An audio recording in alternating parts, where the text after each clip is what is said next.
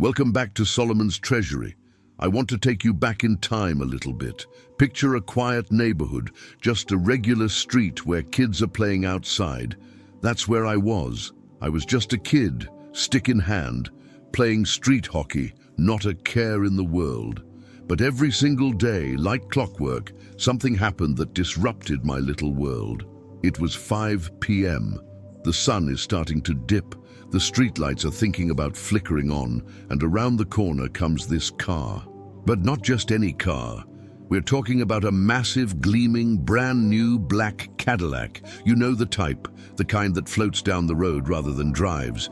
It was swerving around the corner with this air of authority, and inside, a neighbor of mine.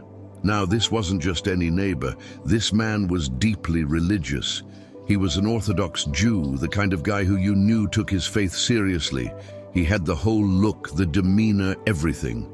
And every day at 5 p.m., he'd roll by in this luxury tank, and I would just stop playing hockey and stare. Here is the thing about being a kid. You see the world in black and white. And looking at that Cadillac, I remember feeling this weird pit in my stomach. I was actually a little grossed out. I'd stand there gripping my hockey stick thinking, okay, this guy is supposed to be holy, right? He's supposed to be spiritual. Why, in my mind, and I think in the minds of a lot of people, religion and spirituality were supposed to be about modesty. It was supposed to be about living a meager life, struggling a little bit, being detached from the material world. So watching him rolling around in a caddy, looking like the king of the neighborhood, it really rubbed me the wrong way. I'd think to myself, who does this guy think he is? Doesn't that completely contradict everything he believes in? It felt like hypocrisy on 4 wheels. I couldn't reconcile the image of a man of God with the image of a man of extreme wealth. It felt like oil and water. I thought you had to pick a team. Either you're chasing God or you're chasing the bag. You couldn't possibly do both. That moment on the street corner stayed with me for years. It planted a seed of doubt.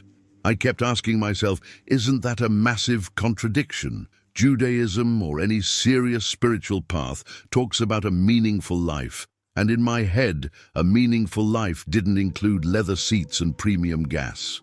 I judged him hard. I thought he was failing the test of his own faith. But as I grew up, and as I started exploring my own connection to my faith and becoming more observant myself, that memory of the black Cadillac kept popping up. It was like a puzzle I couldn't solve. Was I wrong? Was he wrong? Or was there something about money, lots and lots of money, that I was completely misunderstanding? Because, let's be honest, we are taught by society, by movies, maybe even by our families, that money is the root of all evil, or at least the opposite of holiness. But what if we have been reading the map upside down the whole time? If you're enjoying this story so far and want to uncover more secrets about wealth and wisdom, do me a quick favor and hit that follow button right now. It helps the channel grow, and make sure you don't miss the deep dives coming up. Now, I have to make a confession. I need to be totally real with you guys. Even though I stood on that street corner judging the guy in the Cadillac, deep down, I had a secret. I've always had this incredible, almost magnetic lust for money, ever since I was a tiny kid. You know those old photo albums?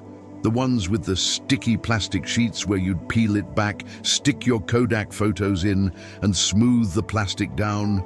Most kids put pictures of their dog, or their birthday party, or their friends in there. Not me. I had a different kind of collection. I would go around finding money. I'm talking $1 bills, $5 bills, $10 bills. If I was really lucky, a 20. And I would carefully place them inside this picture book. I treated them like art.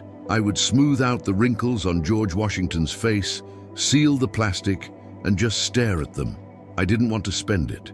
I just wanted to have it. I wanted to hold it. I loved the smell of it. It was this visceral attraction to wealth that I couldn't explain. But then, life happened. I started getting older. I started getting more religious, more orthodox. I started taking my spiritual life seriously. And what happens when you start trying to be a good person based on what society tells you? You start cutting off parts of yourself that don't fit the mold.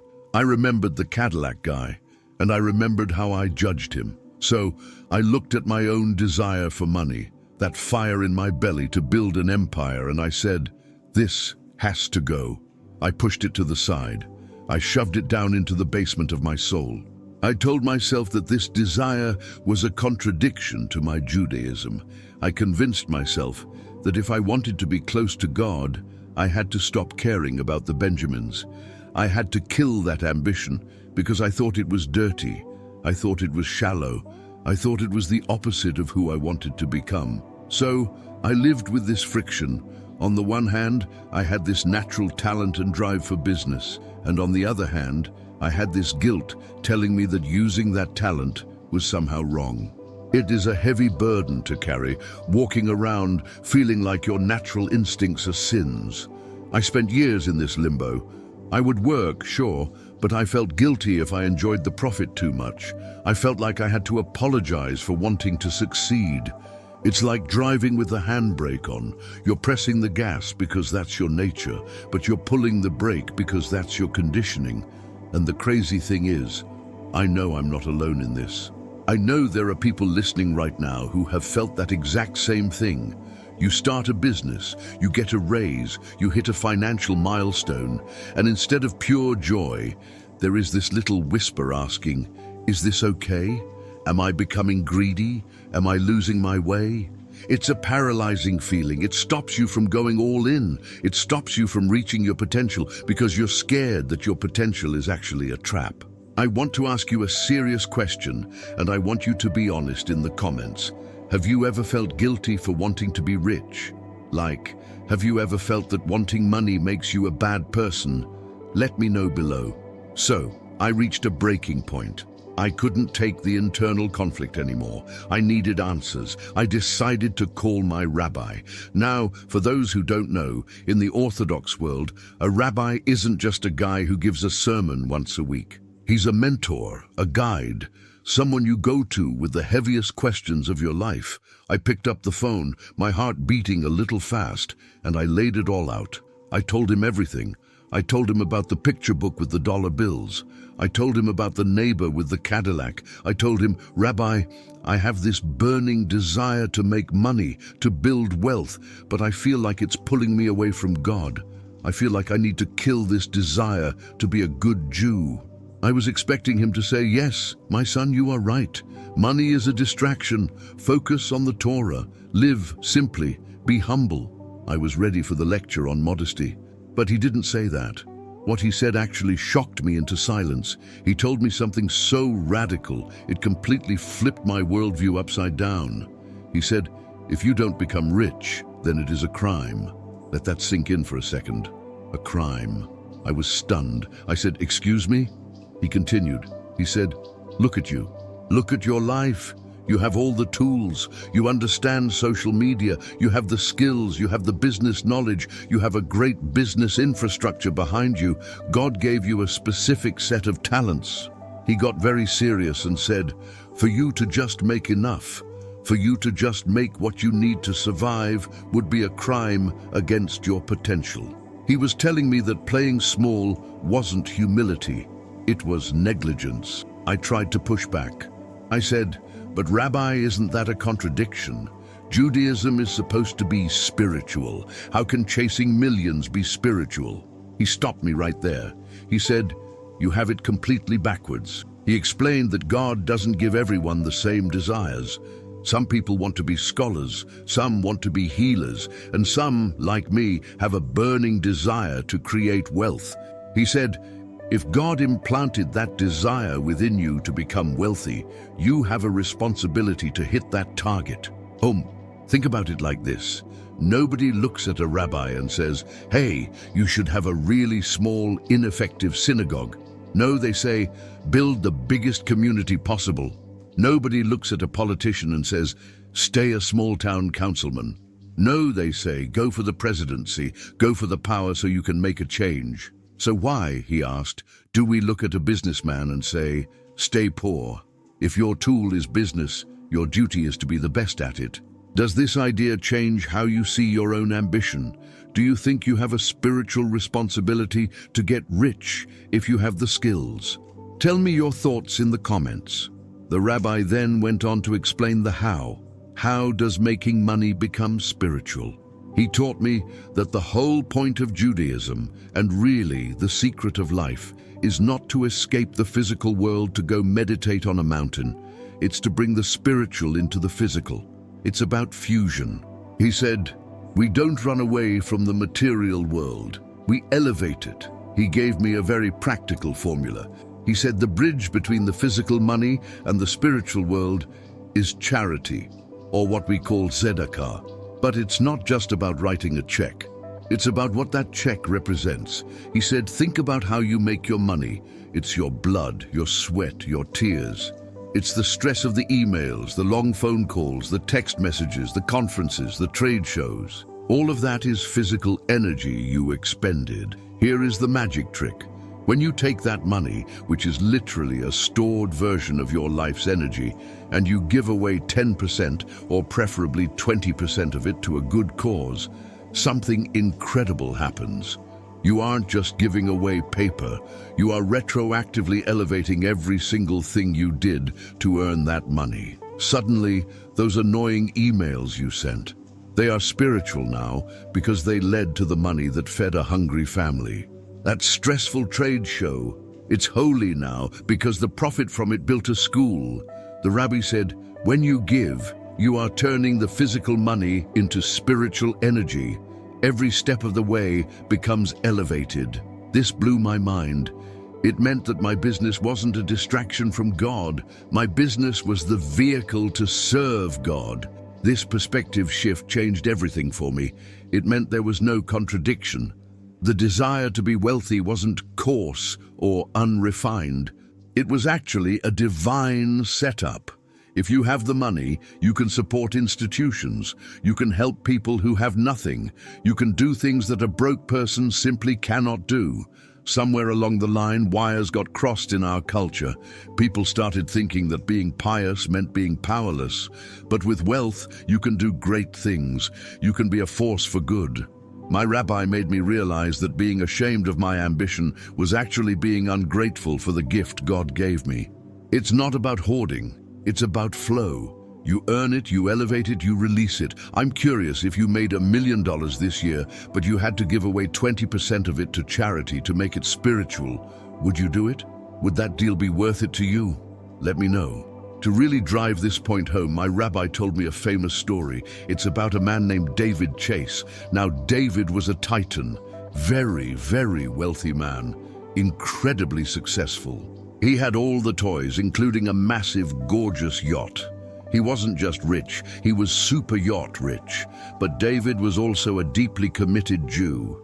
So whenever he would go out on his yacht, cruising the open ocean, he had a specific routine. When it came time to pray, because religious Jews pray 3 times a day, he would call up to the captain of the yacht. He'd ask one question, "Captain, which way is east?" Why east? Because when we pray, we face Jerusalem, we face the east. This happened every single time, morning, afternoon, night. "Captain, where is east?"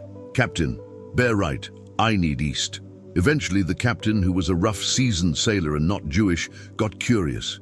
He couldn't figure it out. One day, he mustered up the courage and said, "Mr. Chase, can I ask you something? Why do you keep asking me which way is east? Are you trying to learn navigation? Do you want to drive the boat yourself? Are you testing me?" David Chase smiled and said, No, I'm not interested in driving the boat. I need to know which way is Jerusalem, because it is time for me to pray to my God." That answer hit the captain like a ton of bricks. He stood there on the bridge of this multi-million-dollar vessel, looking at his boss. He thought to himself, here is the most successful, powerful, wealthy man I have ever met. He has everything. And yet, to him, God is still number one. Spirituality is so important that he stops his vacation, stops his business, just to find east and bow his head. The captain was an atheist at the time, but that moment shook him. He thought, if this man has it all figured out and he prioritizes prayer, maybe I am the one who is lost. Maybe I need to reevaluate my priorities. That captain ended up going on a massive spiritual journey of his own. He became obsessed with the notion of God. He eventually took on the 7 Noahide laws, which are the universal moral laws in the Bible for non-Jews. He changed his entire life, and he would tell people, "I found God because a billionaire asked for a compass." Do you think wealthy people have more influence when they talk about values than poor people do? Does money make people listen closer? Drop a yes or no in the comments. The story of the captain proves a vital point. Whether we like it or not, whether it's fair or not, the world respects wealth. Wealthy people have a megaphone. When you walk into a room and you are a person of means, people pay attention. They look up to you. They assume you know something they don't. If you are a wealthy person and your values are in the right place, you have an incredible opportunity to influence the world. Just like David Chase influenced that captain without even trying to preach to him. He just lived his values while being rich. If David Chase had been broke, would the captain have cared as much? Maybe not. The wealth was the platform that made the message audible. So the lesson is clear. My rabbi reaffirmed that desire in me. He told me, go for the gusto, go for the prize. Just like you wouldn't tell a runner to slow down, don't tell a business person to slow down. If you are a person of means, people will want to learn from you. They are more likely to listen to your advice on life, on love, on spirituality. If they see you have mastered the physical world too, it is not shallow to acknowledge this. It is reality. Our society places value on success. So use that, leverage that success to spread light. Leverage that success to show people that you can be wealthy and good. You can be powerful and kind. You can be rich and spiritual. There is absolutely no contradiction. So I walked away from that conversation with my rabbi with a clear head and a full heart. And I want to pass that clarity on to you. There is no contradiction in your personal connection with God and your personal journey to build an empire. In fact, they are partners. So I want to end this with a blessing for you. I give you a blessing that you should become wealthy. Seriously, I hope you make absolute buckets of money. But more than that, I give you a blessing that you become a light unto everybody you come into contact with. Use that money, use that influence to change the people around you for the better. Be the person in the Cadillac who people admire, not just for the car, but for the character driving it. If you found value in this, please smash that like button, leave a comment with your biggest takeaway, and share this video with a friend who needs to hear it. Don't forget to subscribe to Solomon's Treasury for more secrets on wealth and wisdom. If you liked this video, you are going to love the one popping up on your screen right now. Click it, and I'll see you there.